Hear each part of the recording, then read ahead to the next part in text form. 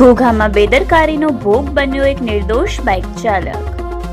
ઘોઘાના હજામવાડા વિસ્તારમાં પાણીની line repairing માટે ગ્રામ પંચાયત દ્વારા ખોદવામાં આવેલ ખાડો બન્યો અકસ્માતનું કારણ। સુરક્ષાની કોઈ યોગ્ય વ્યવસ્થા નહીં, કોઈ ચેતવણી બોર્ડ નહીં અને પરિણામે એક બાઇક ચાલક સીધો ખાડામાં ખાબક્યો। અકસ્માત બાદ સ્થાનિક લોકો તરત જ ઘટના સ્થળે દોડી આવ્યા। ઘોઘા ગામના જકાતનાકા પાસે આવેલ હરસિદ્ધિ હનુમાનજી આશ્રમ ખાતે રહેતા બાઇક ચાલક રવિ રમેશભાઈ લશ્કરીને ઈજા પહોંચી હોવાનું સામે આવ્યું। ઘટનાના પગલે સ્થાનિક લોકોમાં ઘોઘા ગ્રામ પંચાયત સામે ભારે રોષ ફાટી નીકળ્યો છે અને સુરક્ષા વ્યવસ્થાના અભાવે પ્રશ્નો ઉઠી રહ્યા છે। લોકોનો આરોપ છે કે કામ તો થાય છે પરંતુ સુરક્ષાના નામે શૂન્ય વ્યવસ્થા।